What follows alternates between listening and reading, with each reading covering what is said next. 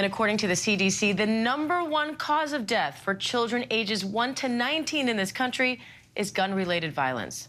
Data from the University of Michigan also shows gun violence increased dramatically from 2020 to 2021.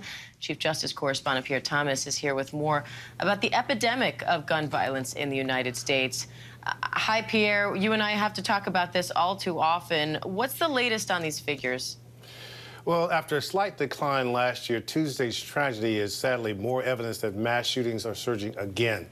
There have been 131 mass shootings with 4 or more people wounded or killed so far this year. That's compared to 113 at this time last year.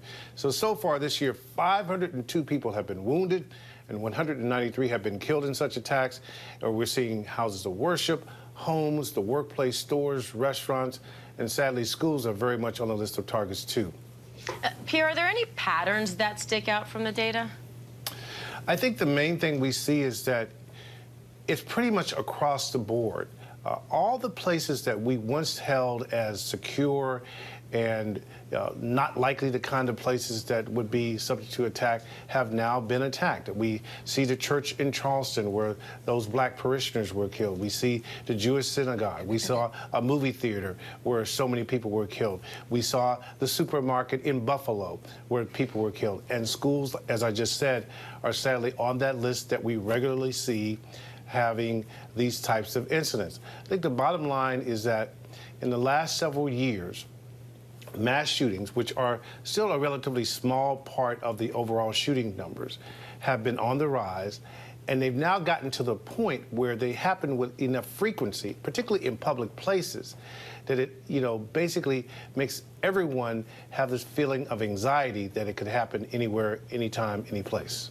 Now, we see after these events in the political sphere, this always ignites a conversation about whether we need more gun regulations in this country. What are the conversations in law enforcement circles after events like this? Well, I think recently what you hear law enforcement talking about are 2 things. One is they are very concerned that in many cases the shooters have more firepower than maybe the officers showing up at the scene. Number 2, they are increasingly focused on the intelligence. Can't we get more information about these shooters before they act out?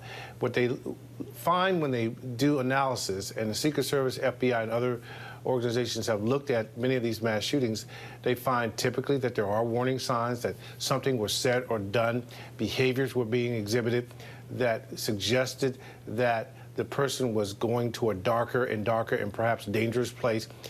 And they have to figure out a way to couple that kind of information with the information that that person who's descending toward a dark place just went out and bought firearms. Because what they would see if they could have everything in focus before this would happen is that something bad was about to go down and that these people were basically ticking time bombs. Pierre, it's so frequent in these cases that in hindsight, we look back and we see these warning signs, sometimes what law enforcement call red flags. Does it feel like we're making progress in trying to somehow isolate and prevent these events before they happen? We don't know. There is some data that some departments are being more proactive and seeking out people who are in crisis and doing things to mitigate and stop them from conducting attacks. Every few weeks or so, we get information about a thwarted attack, and sometimes people say, well, would the person really have done it? But what we see now is when you don't act, many of these things come to fruition, and I think there is a lot more work being done by, as I said, the Secret Service and FBI to try to get a handle and really study these kinds of cases to see what we have unfolding. Overwhelmingly, it's men that are conducting these types of attacks. Yesterday's attack was unusual in that it was a female who conducted the attack.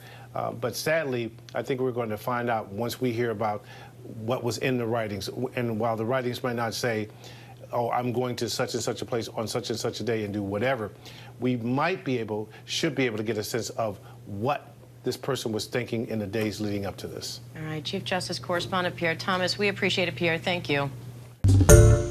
Hi, everyone. George Stephanopoulos here. Thanks for checking out the ABC News YouTube channel. If you'd like to get more videos, show highlights, and watch live event coverage, click on the right over here to subscribe to our channel. And don't forget to download the ABC News app for breaking news alerts. Thanks for watching.